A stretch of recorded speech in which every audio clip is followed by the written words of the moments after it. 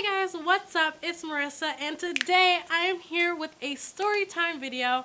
This is the first time I did a story time video because honestly my life is so boring. But I was like, you know what? I was going through my phone, I found a couple of pictures of one of my trips. I went overseas, and I'm like, I have so many good stories to tell just about this.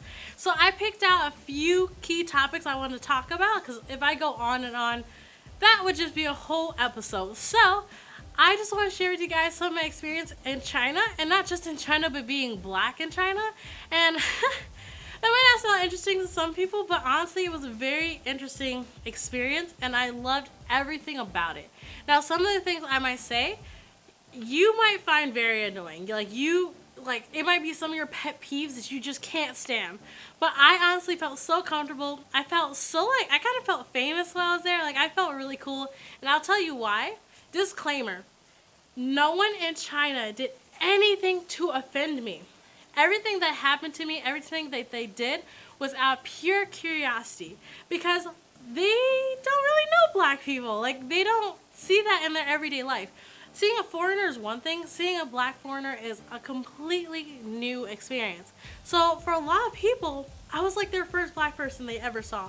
So like their curiosity was really not rude. It was just as a baby, we do weird, like as a child, we do weird things. We touch, we say, we do a lot of things to just discover the new world. And that's exactly what they were doing. They were just learning new things, and I completely loved it. I completely understood, and I want to get right to you. If you like this video, give it a big thumbs up.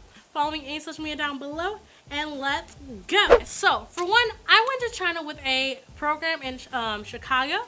So it was called the Chicago Urban League, and we went to China as ambassadors. We were representing black Americans because as a lot of people know, we're not represented the best on TV. We're like shoot shoot, gang gang, all that other stuff, you know, and that's not everybody. Yet I'm a born and raised girl from Chicago, and I'm very proud of being that.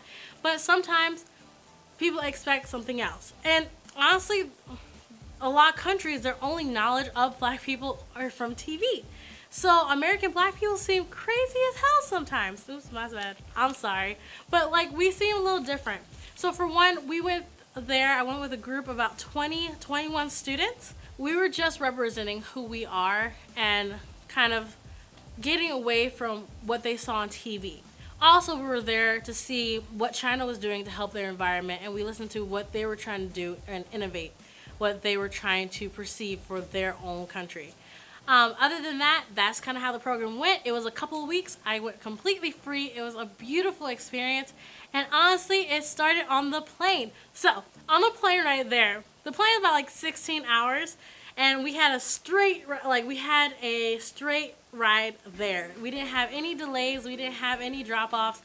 It was a straight flight to China, and so 16 hours, and automatically I was sitting next to this Chinese guy, and he was so cool. So honestly, I was like, he looked uncomfortable. He can't speak English. I can't speak Chinese. And I was like, I showed him my pillow. You know, you got that sign language. You want the pillow? He was like, yeah. He's like, you want my ice cream? I was like, yeah.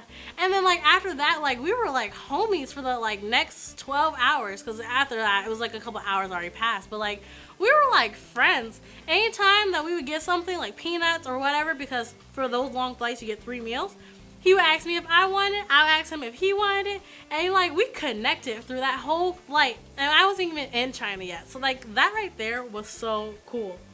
Okay, now I make it to China. Right away, it's already at nighttime, so we don't really see too many people, or at least they don't take notice of us right away, at least make their presence known. But the next day, I swear to gosh, it was amazing. Shanghai, Beijing, and Hangzhou, I went to those 3 cities in China, and it was absolutely amazing. But I also went to like the Great Wall and everything like that. Let me tell you, I'm pretty sure we were at Starbucks, and this lady came up to me. She was such a sweet lady, but she came up to me, she grabbed my arm, and she started rubbing my skin. Like, she was so excited that my skin color did not rub off. Like, she was rubbing it, she checked her hand, and then she looked at me like a kid like who had a lollipop. She was just so fascinated that the color of my skin did not rub off. And I know a lot of people who probably would be very annoyed with that, but I found that so fascinating that she found that so fascinating. Like the idea that your skin color can rub off like a fake tan. It baffled me, and I loved it so much just because I was so fascinated in the idea of people not really understanding where I came from, but at the same time wanting to learn. And then also I was in line for maybe I think it was a ticket booth, and I started to feel I felt someone touching my hair, and it wasn't just like, you know, patting. It wasn't just like pretending like you're not touching it. It was like rubbing. And like on trips, anytime I go out of the country or anytime I go somewhere hot or I just don't know the weather, I always do braids. I always do twists. And so this lady was like, she put her whole hand down my hair. She wasn't pretending like she wasn't doing it. She didn't say a word. She just went deep down in my hair and just whoosh, with me like I'm a cat or something. Like she just went down on my hair, and it was so funny because I was like, yeah, thank you. And because like, you know, they didn't know a lot of English, but she was like, nice, oh, nice. And I was like, oh, thank you very much. And so everywhere I went, and trying to like everywhere, I always got asked to take a picture. Like I always did. And so I took a picture with so many Chinese people. I should be in one of their magazines by now, because like they didn't know how to say camera, but they did a little sign. I'm like, okay, yeah, we can take a picture. They came in pairs, they came in groups, and it was so funny. Anytime my group of, you know, Black Americans would like take a break because we're just tired or it's really hot, I swear to gosh, a crowd will form. It will always form, and like I got to take pictures of them taking pictures of us. So here's one of them. That's just us like chilling out, sitting down. And then it was another one where we actually wanted to take a group picture. So all 20, well, about 20 to 19 of us were in a group taking pictures. And when I tell you, a crowd, like a giant crowd of people stopped to take a picture of us, it was so cool. Like I felt famous. Now I understand, like I was only there for a couple weeks. If I was there for a couple months, maybe a couple years, I might get a little tired of it. But being there a couple weeks, I loved it. I felt so important. I felt so beautiful because people were complimenting me on my hair. I was like, this is a basic haircut. I still got hair. I got braces in my mouth. I'm like, I don't have any makeup on. And so, which would be funny if I did have makeup on, because then they literally could rub the brown off, but that's a different story. But like, I was just a normal like high schooler. Like I was not looking so hot. Like it's just, I was that basic sophomore, basic junior or whatever. And so I felt so beautiful. I felt so appreciated. Like I wasn't Beyonce, but I felt good. Like I felt like a superstar. And so I literally took so many pictures. I don't know where they went. Some of them look so crappy, but they probably don't care.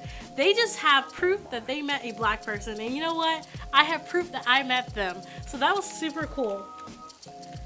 Oh, and the height difference. Okay, so I also have been to Korea before, and so I actually have like different experiences, which is so cool.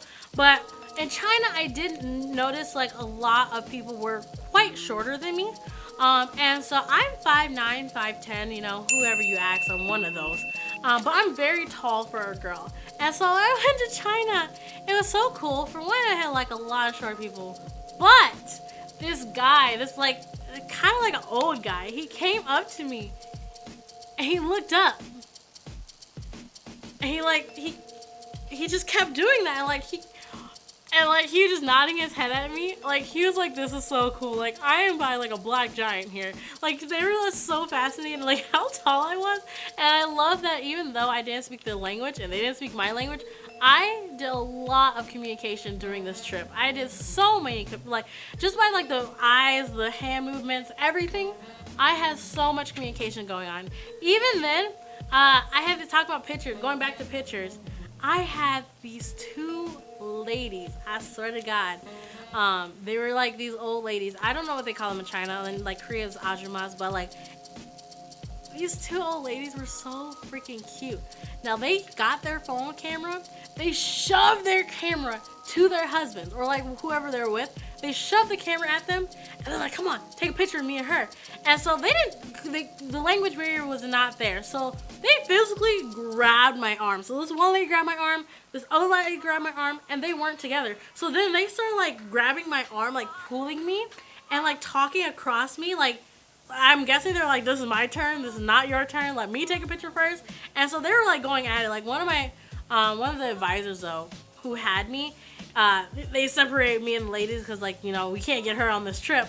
But like for a bit of time, these ladies were legit pulling me back and forth just so they can take a picture with me, when I honestly could have just took a group picture. But like, they wanted to monopolize my blackness, and I love that. They wanted to monopolize my Americanness, and it was absolutely amazing. It was super fun and super funny, and every time I think about my trip to China, I can't think of anything bad. Like I said, I went to Beijing, Shanghai, and Hangzhou. I went to those different places. Those places actually have a bit of distance in between them. So I had to take a bullet train to two of the places, so one place to another. I had to take a bullet train, and it's so funny. So this random kid, I don't know where his parents were, but they didn't care. So like, we're all sitting as a group, and this Chinese little boy came, and he just started like staring at us. He started like playing with us. Like, no language connection right there. He was just there. We gave him candy. I don't even know if the boy was allergic to anything, but we weren't thinking that at the moment. We're just like, okay, it's a cool kid. Let's play with this kid. Every kid likes candy. And like, so we gave him like American candy and something like that. We're like, Chinese candy we had like on hand. And it's so interesting. Like, I know, like, I feel like in America, like, you keep your kids real close. Like, I swear to gosh, I had to be standing there with my mom. If I ran off in the store, I would hear my name through the intercom, like Marissa, come to the front, like cashier or something like that. So like, the idea of just like this kid running around with complete strangers on a bullet train, it was hilarious. Like, obviously your kid can't run away, but like, I feel like you should have been curious about where your kid was. And so like, that alone, even just meeting this random kid who played with us and took pictures with us, it was so much fun. And I am sharing the pictures not only because it's a different country, different laws and all the other stuff, and also like, they took pictures of us, and I like, it's okay. But like, this is just a really cool experience. Okay, so obviously I'm not the best story time teller, I guess. Like, I'm no Shane Dawson. Like, that's just not how I am. But I do want to get better at this. I do want to start actually thinking out my stories. This is just kind of like a little test run. I definitely want to do this more in December. Like, if you guys like this, please let me know. Please comment down below. Give it a thumbs up. Give me any feedback. Even if it's a little negative, go ahead and give me feedback, because I really want to get heavy-handed on story times or something like that in December. So if you let me know now, I might actually be able to do that project. And so that'd be so cool. Please let me know how you think about that. And that's pretty much it. Also, if you're a subscriber already, or if you watch my videos already, you know my normal setup kind of. Yeah, I still have the same background, but the lighting is a little different and the sound is different. Please comment down below if you like this setup and lighting. Because this is technically not mine, it's temporary, but I can always use it whenever I want. I can get access to it. So if you like this setup, I will use it more than once for my future videos. So thank you guys. If you liked the video, give it a big thumbs up. Comment down below. Learn how to live, lose your worries, and love yourself. Bye guys.